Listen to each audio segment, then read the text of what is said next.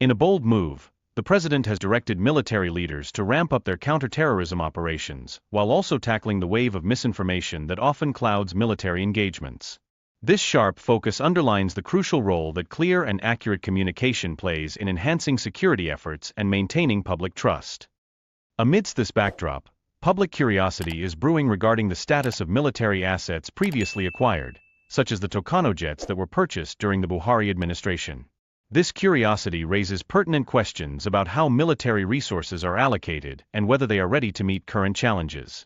On a different note, a notable celebratory event recently took place, honoring Chief Daily Modu.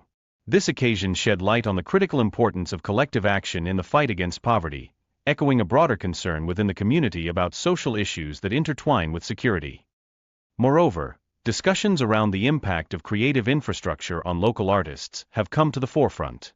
The government's commitment to securing funding for development within Nigeria's creative economy is a fascinating initiative designed to enhance performance venues, providing local artists with the platforms they deserve. This passion for cultivating the creative economy is evident, as there is a clear vision emerging for international standard venues. Such efforts reflect a strong commitment to nurturing local talent and promoting cultural events that can resonate both nationally and globally. Shifting gears, the conversation also highlights the significance of human interest stories in media. For instance, a well-known public figure recently shared their personal battles, adding a layer of depth to the narrative that surrounds celebrity culture and human resilience. In an interconnected world, recent strict immigration measures from the UK have notably influenced the lives of Nigerian youths. The repercussions of these policies have sparked deeper discussions about immigration reform and its critical implications for future generations. As we reflect on pressing social issues, the ongoing persistence of poverty in northern regions is concerning, attributed largely to ineffective leadership over the past 25 years. The need for genuine and sustainable solutions to combat this enduring issue remains a calling that resonates with many. Looking ahead, the upcoming 2027 elections are already stirring political shifts and dynamics, with candidates receiving early endorsements. In this vibrant landscape, the true test lies in whether governance will take precedence over political maneuvering, ensuring that effective leadership is prioritized for the benefit of all.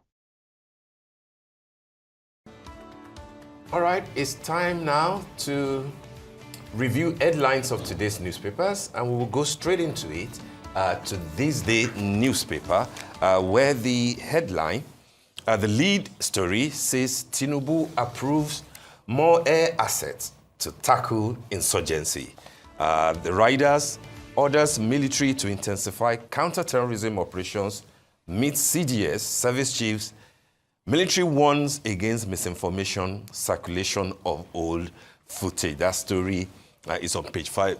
Vimbai, we spoke about, the meeting of the president earlier in the program, with the service chiefs, and here he's approving more air assets to tackle insurgency, which is a good one. Yes. A lot of people will also ask what has happened actually to the Tucano jets, that we spent huge amount of money on, to get during President Buhari. But hey, the president is talking security and it means business. The second cover picture is also about that, Nigeria security on their minds. But up on top of the lead story is a celebratory one, for Chief Dele Momodu. For Chief Dele Momodu. At Dele Momodu's lecture, Obasanjo urges collective action to end poverty. And we can see from the picture, the Oni of Ife, the celebrator himself at 65, Basharon Dele Momodu with his wife, and former President Obasanjo, who delivered a beautiful lecture there, and Dele Momodu's friend, who's also 65 by just few days apart, the governor of Osun State. For me, this is how an accomplished professional, an accomplished journalist is celebrated. It isn't about the papers that you carry. It isn't about the politics that you play. It is how your constituency celebrate you. And you can see from, the lecture yesterday and from all the other activities, how people have written glowingly about the fact that this is an accomplished journalist, an accomplished professional You may call him whatever you like. You may describe him in whatever language you choose. But we know that having done far more than 30 years in this profession, a trained gentleman, an intellectual in his own right, Chief Dele Momodu deserves not just to be celebrated, but also to be acknowledged and applauded for his contributions to journalism in Nigeria. A few other stories.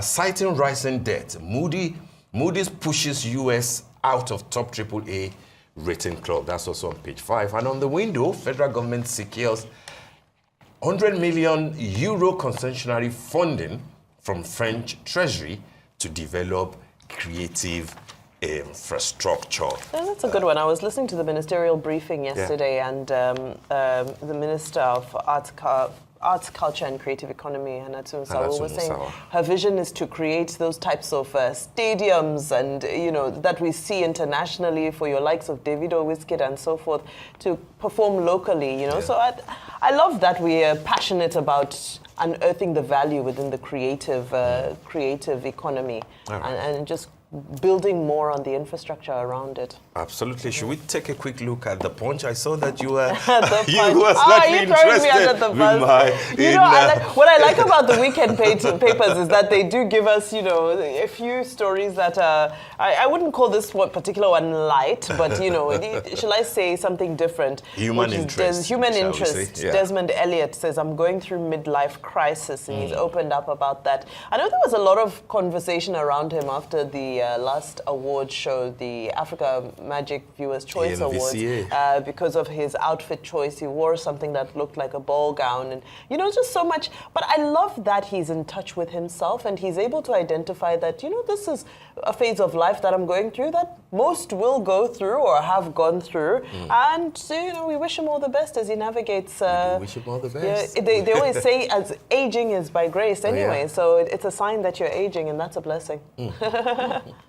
I mean, he's not doing too badly in the State House of Assembly. This is his third term there. But it will be interesting to read, what's on his mind, given that he's been through a lot, politically speaking. All right, any other interesting? Well, lastly, UK immigration, crackdown jolts Nigerian youths.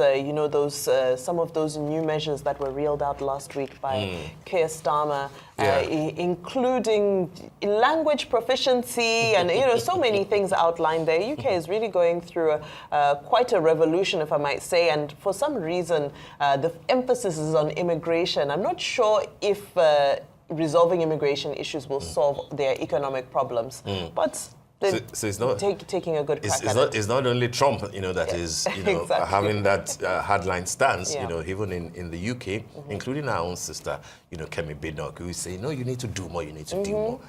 Deal with immigration. Very lastly, Saturday Vanguard says why poverty will remain with us. That's Dogua, who's the longest serving northern lawmakers. Now that's I don't know how to look at that. Why poverty will remain with us? Poverty and the North.